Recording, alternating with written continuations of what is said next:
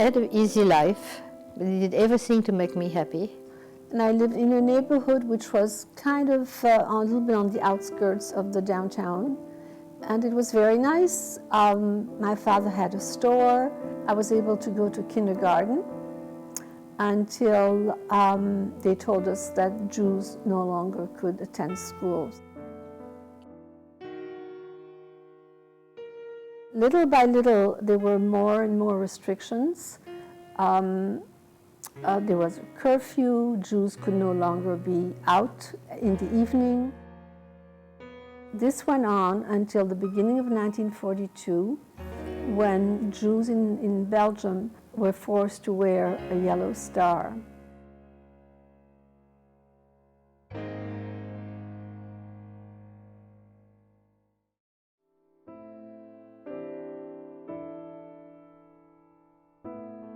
When the war hit me, it was many years later, when we were alone, my sister and I, in a convent, and I had to take care of my sister, and it made me feel very adult.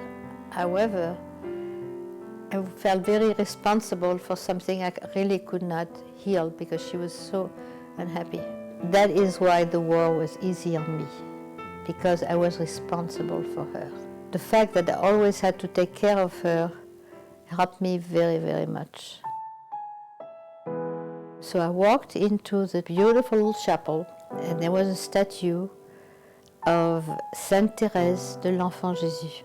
So I kneel and I start talking to her. I say, Madame, Sainte Thérèse, please do something for me. Bring my parents home.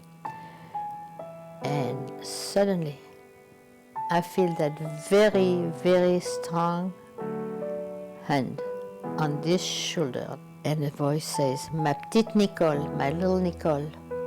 And I look up, and who it is Mother Elizabeth de la Trinité, Mother Superior. And she tells me in French, I'll lend you this saint while you're here. But remember, your parents will come and pick you up. And when you go back with your parents, remember that you are a little Jewish girl. And I think in the first time in my life that somebody told me I was Jewish. They were heroes. If the nuns had been arrested, they wouldn't even take them to the square to shoot them. They would have shot them right there.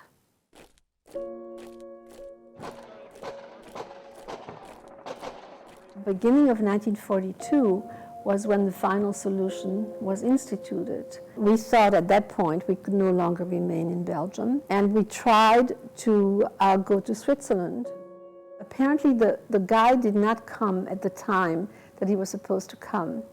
That's when my father became very suspicious, and we went to hide in a little, it was like a garage or a shed in a courtyard behind our house.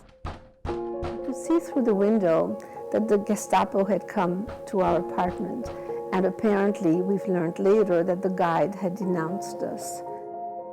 And we went to a hotel and with the intention of finding a hiding place.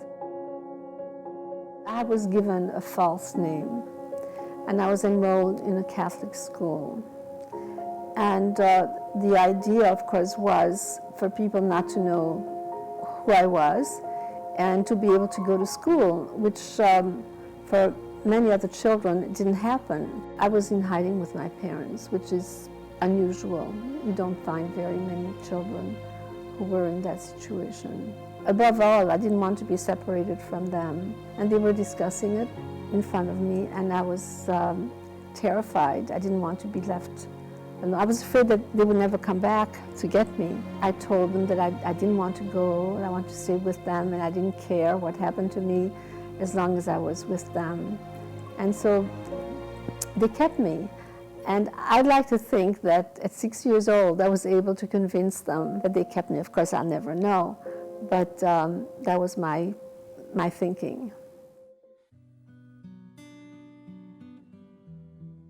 My parents had enough of Europe and the wars, and they wanted to come to a country where there was freedom and certainly no anti-Semitism. which is not exactly what we can say at this point.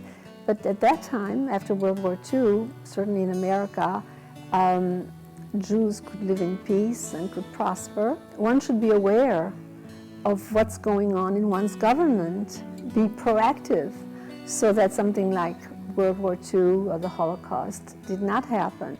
First thing, never again. And things happening now, don't sit down and say somebody else will do it. You have to participate, you have to know what's going on, you have to fight, you have to walk. I've been in jail for that, and because I had parents who had the guts and the foresight to put us in hiding, I feel I owe the world a lot. That's my big strength. And I like to help people. And thank God I had a lot of opportunity to do so. Yeah.